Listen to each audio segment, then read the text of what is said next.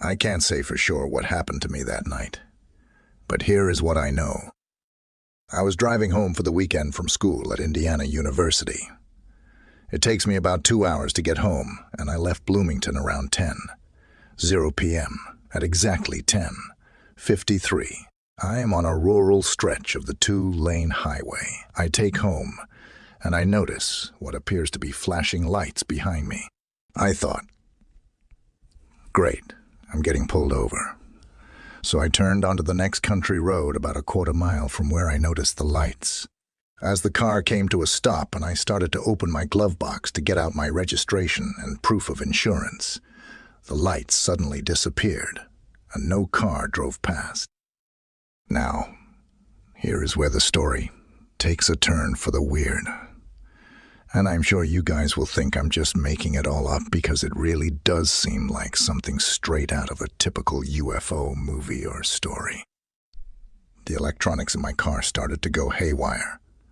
The radio was randomly changing stations while the volume kept going up and down, while the dome light and headlights started to flicker and turn off and back on. This was at 10:56 p.m. I start thinking to myself that my battery must be failing, or else I have a short somewhere in the electric system of my car. So I lean down to pop the hood so I can take a look at the battery, and that is the last thing I remember doing. The next thing I know, I open my eyes and see nothing but the night sky full of bright stars. It was a cold night, and it seemed like I had never seen stars that bright in my life. I sat up and looked around, and I saw absolutely nothing at all. I was in the middle of a field, surrounded by corn stalks left over from the recent harvest. As I started to come to my senses, I started to freak out. Where am I? Why the fuck am I asleep in the middle of a field? Where the fuck is my car? I got up and started walking toward the distant headlights I could see from a road about half a mile away. When I got to the nearest intersection, I looked at the signs, which read 315 and 50. I was half a mile away from my car, which was just right off the main road. I started walking toward the headlights I could see on the main road. I can't say how long it took me to walk the half mile, but it couldn't have been more than 10 or 15 minutes. When I arrived at my car, all the lights were out. My battery had died, which struck me as odd, because I couldn't have been gone for that long. I looked at my phone, which was sitting on the passenger seat, and the time was 2:17.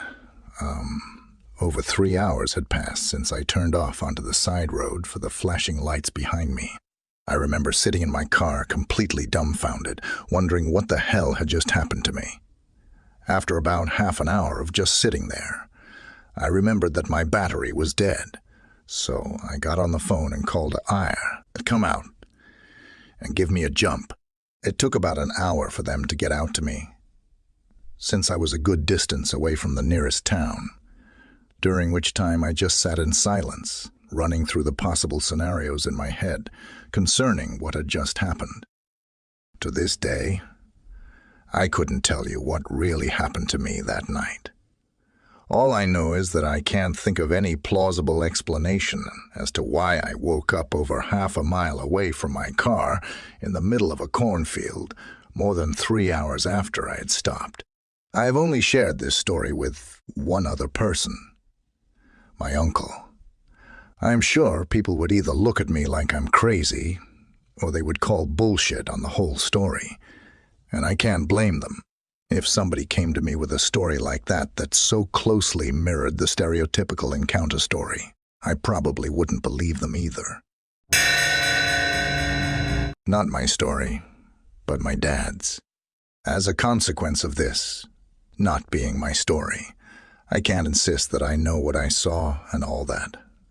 All I can tell you is that I believe him, and he has no reason to lie to me. My dad has over a dozen stories like this. He grew up in rural Illinois, near a woodsy area. UFO activity was apparently high back then, I don't know if it was just my family or the whole area, but my dad and my grandpa would sit on the porch and watch lights fly around their house for fun. This was a long time ago, when my dad was a kid. He's in his 60s now. They would watch the stars dart around like laser lights and laugh about it. Shit's mind-boggling to me now. I've only seen that kind of thing happen once or twice, and it freaked me out. Besides that, a bunch of other weird shit would happen to my dad. Some of it is pretty similar to the stuff described in this thread. Actually, isolated earthquakes in Illinois that nobody else felt, bright orbs floating around in the sky and following him around.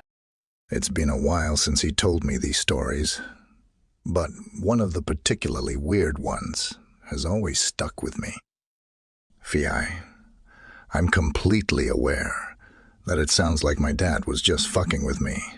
And trust me, I'd prefer to believe that. But I have good reasons to trust him. For starters, he's never lied to me about anything else. He wasn't the type of person to make shit up for show. He also had absolutely nothing to gain from making this shit up. He never tried to publish it or even write it down. He would just talk about it sometimes. Anyway, so my dad was in his teens, and weird UFO shit has been happening his whole life at this point. He's out in his driveway for whatever reason, doing whatever people do when they live in a woodsy rural area. His parents aren't home. They're out shopping at work, whatever. Suddenly, this big, black car pulls into his driveway. Tinted windows, completely black. My dad just kind of watches it pull in, not sure what to think. Something to remember here. Not only is this a rural area, but it's 50 years ago. People were a lot more trusting back then. Nowadays, you'd be crazy to leave your front door unlocked. But back then, it was no big deal. So this strange black car pulls into my dad's driveway. It's making no noise at all, which my dad noticed right away. The door opens, and out steps a super tall, fair-faced white man. He has blonde hair, an extremely well-tailored black suit, and black sunglasses on. Right away, my dad could see there was something off about him. He looks too perfect, flawless skin, a child-like smile, and very overdressed for a hot summer day. He looks distinctly out of place. The man walks up to my dad and asks for his name. My dad, around 15 at the time, asks him why he wants to know. The man smiles and explains that he just wants to ask him a few questions, and he means no harm. Bemused, my dad agrees, but he's still wary of this strange man. First, the tall white dude asks my dad if he lives here. My dad says yes, and asks why he wants to know. The man has a completely relaxed, non-confrontational tone, and seems almost giddy, like he was really excited to be having this conversation. His childish, overzealous grin hadn't faded in the least. He asks my dad if he had seen, felt, or heard anything that he felt was outside of the ordinary. My dad said, sometimes, and again asked why he wanted to know. The man just kept grinning, and by now my dad was feeling pretty comfortable. He had never seen this guy before in his life.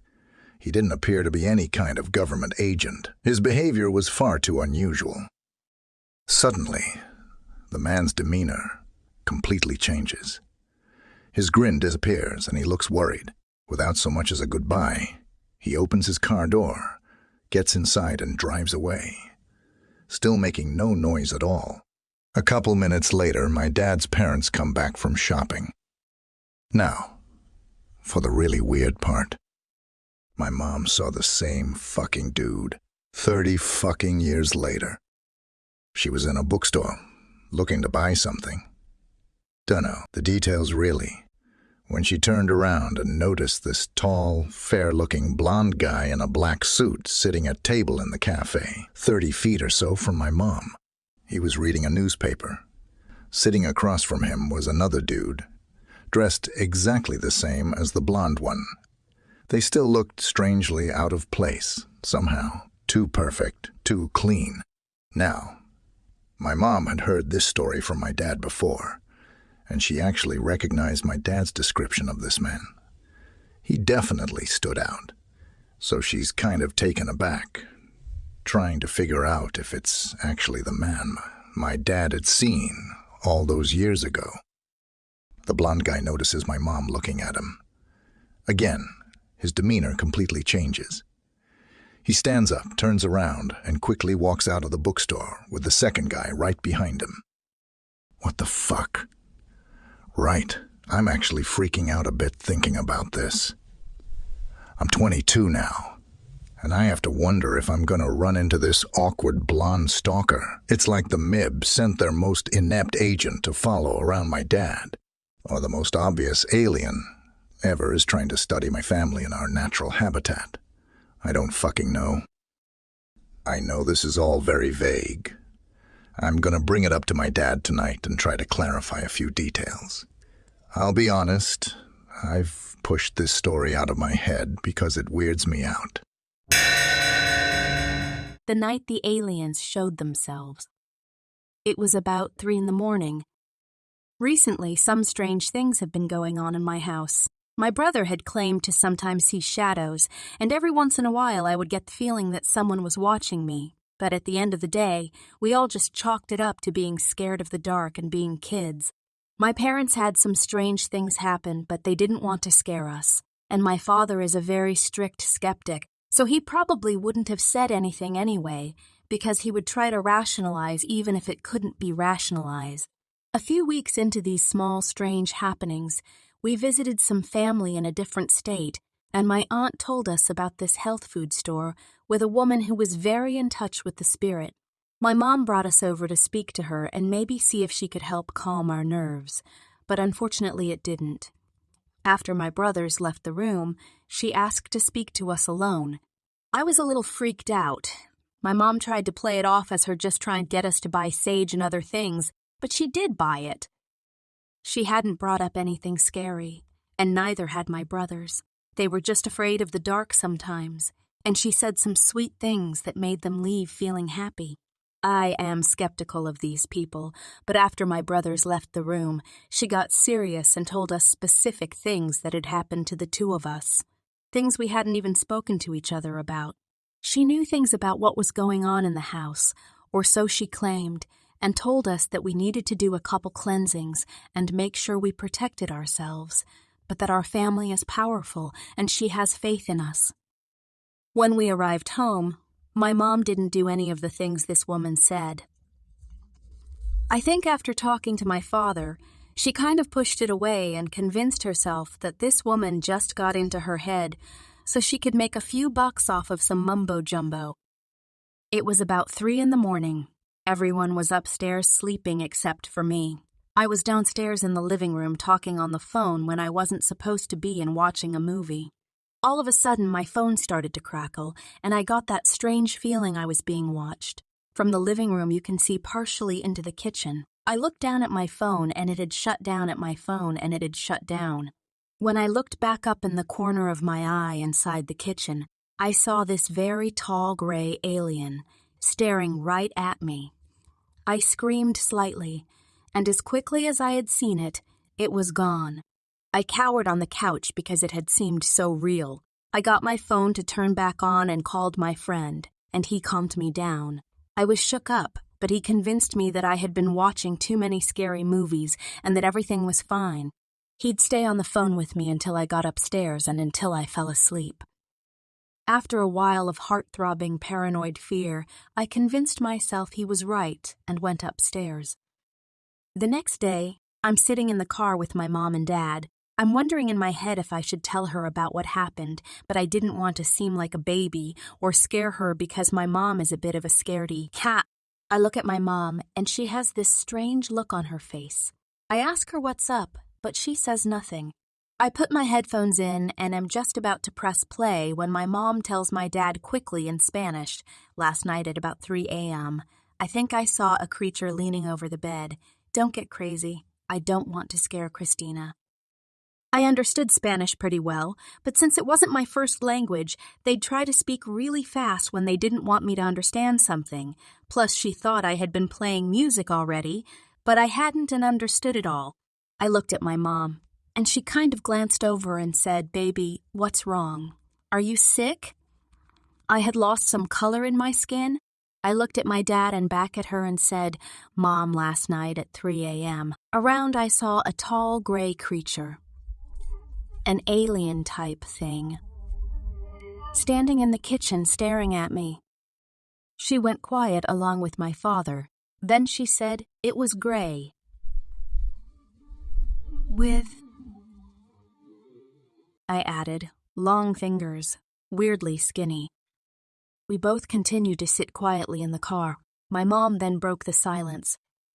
"I'm not sure if that was an alien or some kind of spirit or demon trying to mess with our heads and play on our fears, but whatever it was, tonight we are going to cleanse the house the brujeria way, the way my family has told me to, but I've never need to before. I need to accept that our family has connections into something real and sometimes scary. I need to make sure you know how to protect yourself." After that, my mother and I cleansed the house. My father was even helping with it. I learned that night that both sides of my family have had strange encounters going back to my great-great-grandparents, if not farther. My parents, never having seen anything but liking the stories growing up, thought they were just that. Stories. That night, something triggered something in them that made them start to think differently. They were still skeptical, but with the constant strange sightings from anyone who came to the house, they felt that maybe there are some things out there that we don't know all about and that we can't always see. Maybe they weren't as open to it as their children are, and if that were the case, they would protect us as best as they could. If you let these perversions grow, they would surround your life in darkness. They had heard the stories of family members going through this, but now it was different. Now they were getting a taste, but not just that. Now it was strongly targeting their children, and they were not going to let that continue. Thanks for watching. Don't forget to like and subscribe for more scary stories.